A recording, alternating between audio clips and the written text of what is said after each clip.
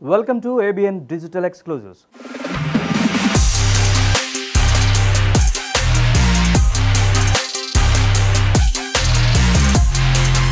Railway ప్రయాణాల్లో కొన్ని అసౌకర్యాలు కలుగుతూ ఉంటాయి. లోపల సేవలు సరిగ్గా లేకపోవడమో, సీట్ల విషయంలో అవకతవకలు చోటు చేసుకోవడమో వంటివి జరుగుతూ ఉంటాయి. ఓ ప్రయాణికుడికి కూడా ఇలాంటి ఇబ్బందులే ఎదురయ్యాయి. దీంతో అతడు రైల్వేకే చుక్కలు చూపించాడు.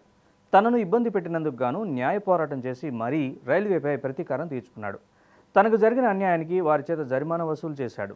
పంజాబ్లోని జిరాక్పూర్కు చెందిన పునీత్ జైన్ అనే వ్యక్తి 2018 ఆగస్టులో తనకు తన కుటుంబానికి వైష్ణోదేవి నుంచి చండీగఢ్కి శ్రీ వైష్ణోదేవి కల్కా ఎక్స్ప్రెస్లో సెకండ్ ఏసీ టికెట్లను కొనుగోలు చేశాడు.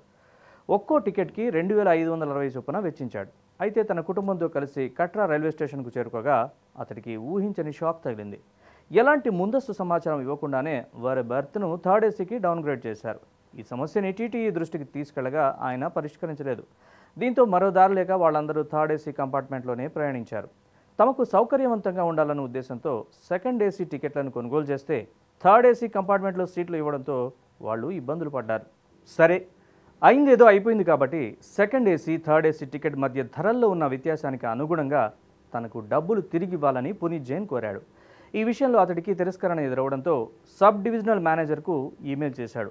మొత్తం విషయాన్ని వివరించి తనకు న్యాయం చేయాలని కోరాడు. అప్పటికే చాలా కాలం అవ్వడంతో ఈ సమస్యని పరిష్కరించలేమంటూ మేనేజర్ సైతం చేతులెత్తేశాడు. ఇలాగైతే ఈ ఇష్యూ తేలదని గ్రహించిన జైన్ నేరుగా కమిషన్ని సంప్రదించాడు. పునీత్ జైన్ ఫిర్యాదు మేరకు విచారణ చేపట్టిన కమిషన్ బర్త్లను ఏకపక్షంగా డౌన్గ్రేడ్ చేసినందుకు గాను అతడికి 10,000 మొత్తాన్ని చెల్లించాలని నార్థన్ రైల్వే ఐఆర్సీటీసీలకు ఆదేశాలు జారీ చేసింది. ఇది నార్థన్ రైల్వే ఐఆర్సీటీసీల తప్పని తీర్పిస్తూ 1,005 రూపాయలను 2018 అక్టోబర్ 20 నుంచి 9% వార్షిక వడ్డీతో చెల్లించాలని కమిషన్ పేర్కొంది. అలాగే 5,000 రూపాయల నష్టపరిహారంతో పాటు మరో 4,000 వ్యాజ్యం ఖర్చులు చెల్లించాలని తెలిపింది.